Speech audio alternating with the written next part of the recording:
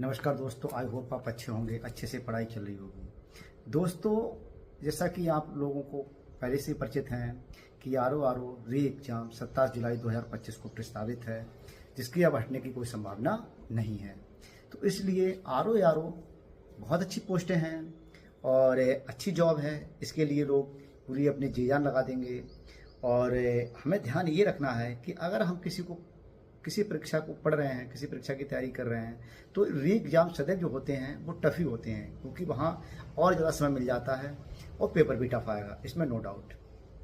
अब यहाँ पर हमें ध्यान ये देना है कि पढ़ने से पहले हमें एक रणनीति के तौर पर काम करना है।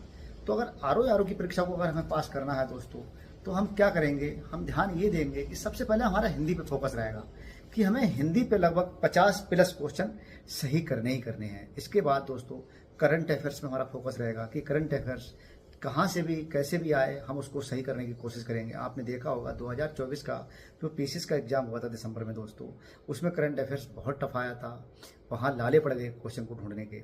फिर हम देखेंगे कि हमें अगला तीसरी चीज़ कौन सी देखनी है, तो तीसरी चीज़ हमें पॉलिटी पे बहुत ज़्यादा फोकस करना है। पॉलिटी के साथ साथ हमें साइंस को देखना है और साइंस के साथ एनवायरनमेंट, क्योंकि इनको क्या है कि इसमें एक्यूरेसी बहुत रहती है।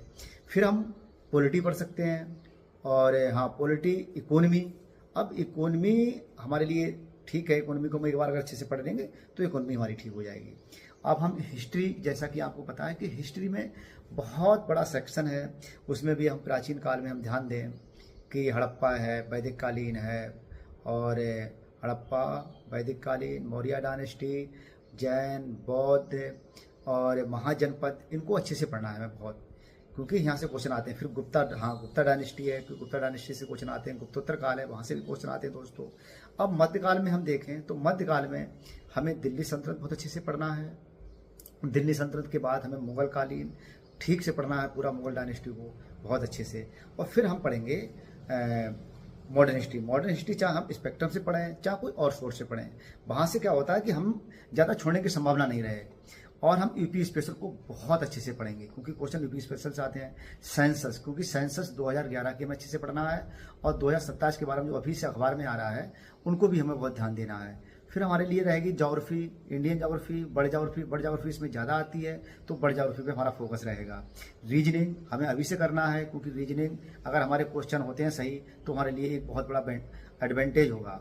और मॉक टेस्ट हमें लगभग 30-35 लगाने ही लगाने हैं दोस्तों। परीक्षा का पैटर्न धीरे धीरे बहुत ही कठिन होता जा रहा है, बदलता जा रहा है, और प्रतियोगिता बहुत ही कट थ्रोट कंपटीशन हो रही है। तो इसलिए इसके लिए कोई शॉर्टकट नहीं है, हमें तैयारी करनी ही करनी है। धन्यवाद दोस्तों।